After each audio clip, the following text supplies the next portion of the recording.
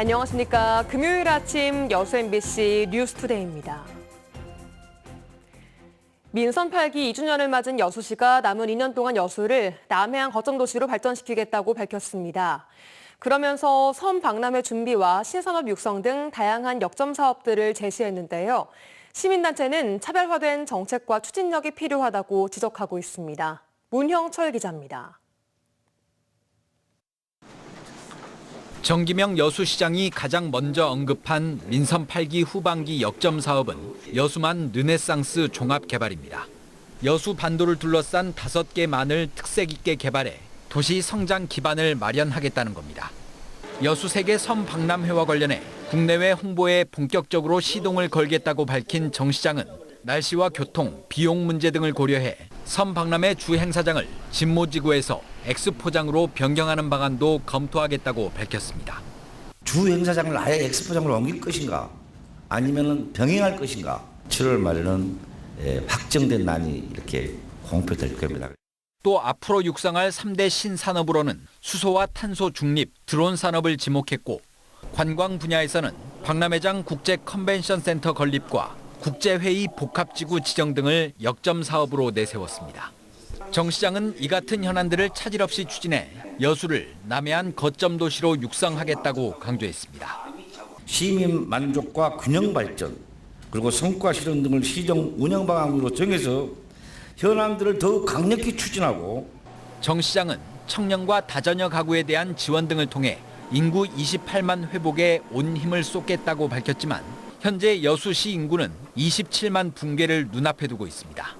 침체되고 있는 관광산업과 음식, 숙박업 등 연관업종의 불황에도 마땅한 해결책이 없는 상태입니다. 민선 8기 2년이 지났지만 여수시만의 차별화된 정책을 찾아보기 어렵고 추진력도 부족하다는 비판은 여전합니다. 뚜렷한 활동이 없다. 이런 부분에 대해서 안타깝게 생각을 하고 정기명다운 어떤 좀 이슈들, 아젠다를 발굴해서 우리 시민들에게 많은 혜택이 돌아갈 수 있도록. 다음 달 예정된 조직 개편과 부시장 인사에 대한 우려를 해소하는 것도 민선 8기 후반기를 앞둔 여수시가 풀어야 할 과제로 지목되고 있습니다. MBC 뉴스 문형철입니다. 이번엔 민선 8기 2주년을 맞은 고흥군입니다. 고흥군은 인구 10만 명 달성을 비전으로 내세우고 3가지 미래 전략 산업을 제시했는데요. 목표를 달성하기 위해서는 접근성 개선부터 해결해야 할 것으로 보입니다. 김단비 기자입니다. 2030년 인구 10만 달성을 위해 고흥군이 제시한 3가지 전략은 우주와 드론, 스마트팜에 있습니다. 민선 8기 반환점을 맞은 공영민 고흥군수는 지난 2년간 우주항공 중심 도시로서의 입지를 확고히 했다고 평가했습니다. 가장 큰 성과로 우주발사체 국가산업단지 조성 사업의 예타 면제를 꼽으며 우주발사체 산업 생태계 구축에 더욱 힘을 싣겠다고 밝혔습니다. 단 국가산단의 성공적 조성을 위해서는 광주 고흥 간 고속도로 건설과 KTX 경전선 연결을 반드시 이뤄내야 합니다.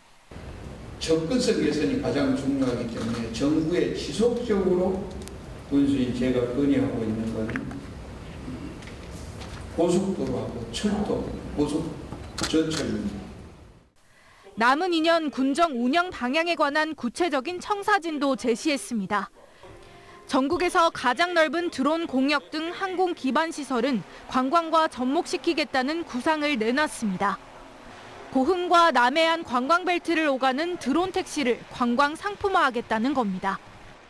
또 기존 10만 평의 스마트팜 혁신밸리를 70만 평으로 확대할 계획입니다. 앞으로 6, 70만 평의 대규모 스마트팜 혁신밸리를 조성해서 많은 젊은 사람들이 취업이나 창업을 할 수 있도록 하겠다. 인구 6만 명 선을 간신히 지키고 있는 고흥군. 전남의 대표적인 소멸 위험 지역이란 위기를 딛고 인구 10만 명 시대를 열어갈 수 있을지 관심이 모아집니다. MBC 뉴스 김담입니다. 국내 3대 사찰의 하나인 순천 송광사에 봉안된 영산회상도와 팔상도가 보물로 지정된 지 20여 년 만에 국보로 승격됐습니다. 불화가 국보로 승격된 것은 아주 드문 일인데요.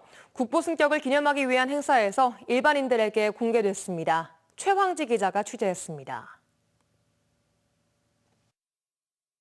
도포의 문양과 눈썹 한 올 한 올까지 섬세한 붓터치가 돋보입니다. 색채는 붉은색이 주조를 이루면서 녹색과 황색이 어우러져 사용됐는데 대부분 옅게 채색돼 유려한 필선이 돋보입니다. 석가모니가 영취산에서 제자들에게 설법하는 모습을 묘사한 영산회상도, 또 석가모니의 생애에서 역사적인 사건을 8개의 주제로 나눠 그린 팔상도입니다. 지난 1725년 화승인 의겸 스님이 제자들과 함께 그려낸 작품입니다.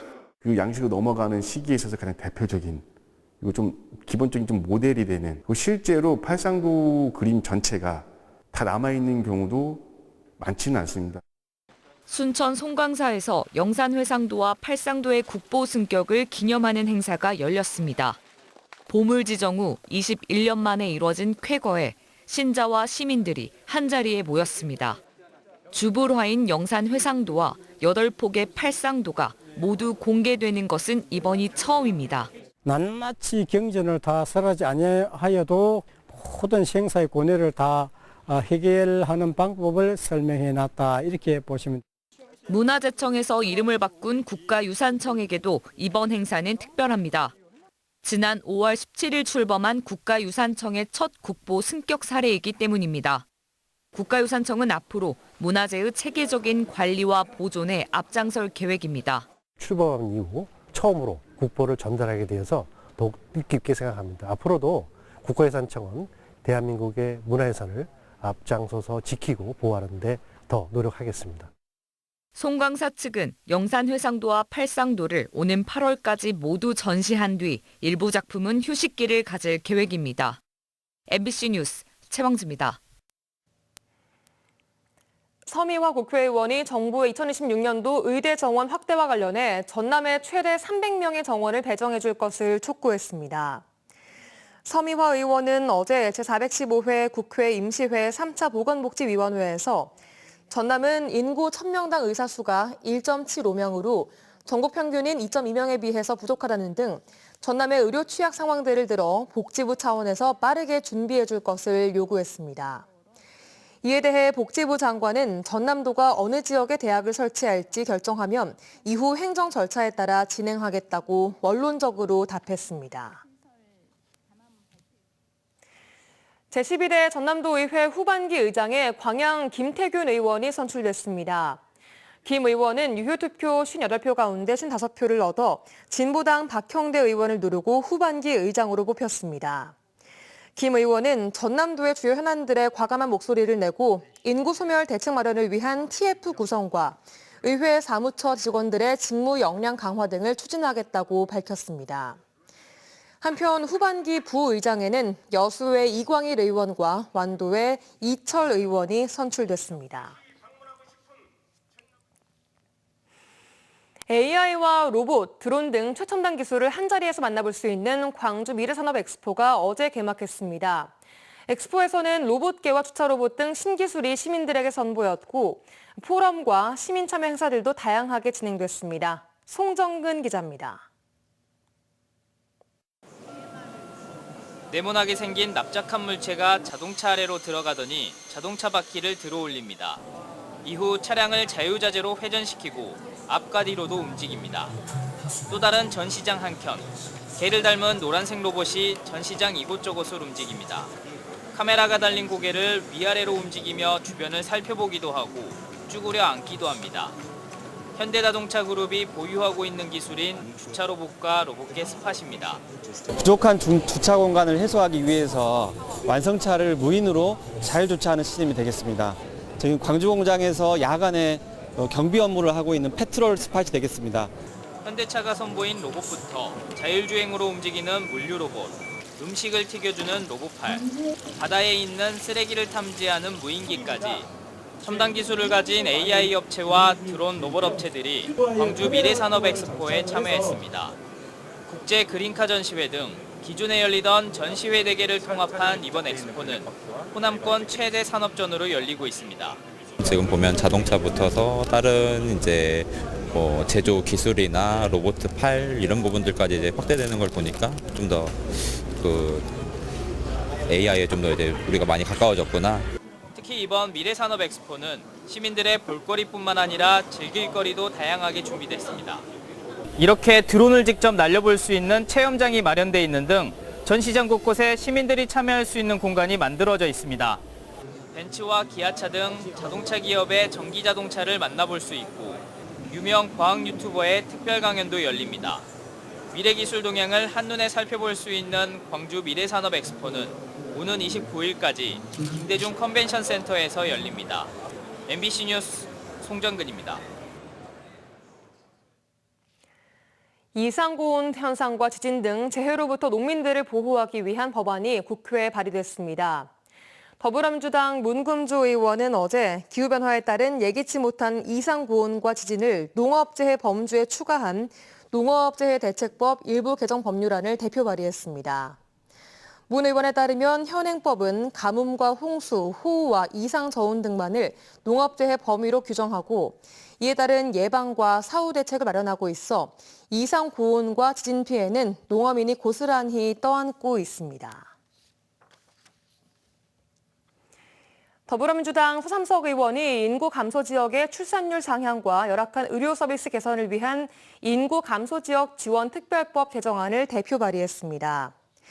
서 의원은 인구 소멸에 대응하기 위한 법률안이 제정됐지만 근본 원인 중에 하나인 출산에 대한 구체적인 내용이 없었다며 개정안에 인구 감소 지역의 출산 권장을 위한 기본 계획을 마련하고 광역 시도별 의과대학과 부속 종합병원을 설치하는 근거를 마련했다고 밝혔습니다. 구흥군이 구흥을 찾는 단체 관광객과 수학여행단에 인센티브를 지원합니다. 구흥군은 다음 달부터 관내 관광지와 음식점, 숙박시설을 이용하는 20명 이상 단체 관광객들에게 1인당 5,000원에서 최대 15,000원을 수학여행단은 1인당 5,000원을 지원합니다. 구흥군은 또 올 상반기 단체 관광객 유치 인센티브 지원 사업을 추진한 결과 1억 4천만 원의 경제 활성화 효과를 거둔 것으로 확인됐다고 밝혔습니다. 본격적인 장마철을 맞아 전남도가 산사태 취약지 현장 점검 등 대응책을 마련하고 있습니다.